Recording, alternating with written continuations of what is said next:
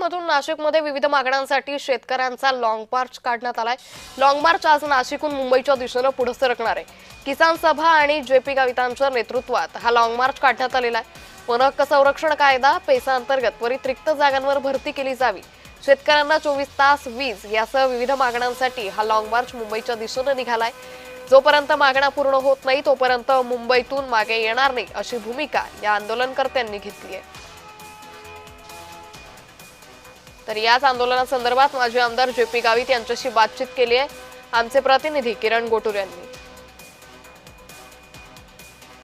आपल्या विविध मागण्यांसाठी किसान सभेच्या नेतृत्वाखाली पुन्हा एकदा नाशिकमधून लॉंग मार्च जो आहे तो मुंबईकडे निघालेला आहे। माजी आमदार जेपी गावित यांच्या नेतृत्वाखाली हे संपूर्ण लॉंग मार्च नाशिकवरनं आज मुंबईकडे खुश हे झालेलं आहे। नेमकं मागण्या काय आहेत आणि आणखीन एकदा लॉंग मार्च काढण्याची वेळ का आली हे आपण विचारूयात। आपण या आधी सुद्धा लॉंग मार्च काढलेला आहे, आणखीन एकदा काढताय, काय नेमकं आपलं म्हणणं आहे? लॉंग मार्च हा चौथा आहे आता, आणि ह्या प्रश्नावरती अनेक वेळेस आम्ही कलेक्टरच्या पातळीवरती आंदोलनं केलेली आहेत आणि सरकारबरोबर चर्चा करून त्याच्यामध्ये त्यांनी आश्वासन पण दिलेलं आहे।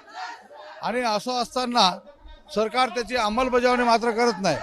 खरं तर आमचे जे काही प्रश्न आहेत त्याच्यामध्ये ते काही आर्थिक बजेटचे प्रश्न नाही आहेत। आमचा कायदा झालेला आहे वन जमिनीचा, त्या कायद्याची अंमलबजावणी करणं हे महाराष्ट्र सरकारच्या हातामध्ये आहे। कायदा तर केंद्र सरकारने परिपूर्ण केलेला आहे, त्या कायद्याच्या प्रमाणे काटेकोरपणे अंमलबजावणी केली तर आमचा प्रश्न सुटून जातोय।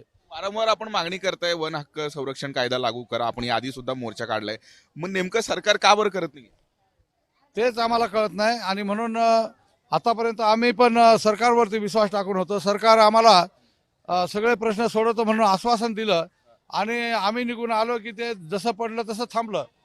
आणि म्हणून ह्या वेळेस आम्ही निर्धार केलेला आहे की आता मागे यायचा प्रश्नच नाही आहे। किरण गोटूर, जय महाराष्ट्र न्यूज, नाशिक।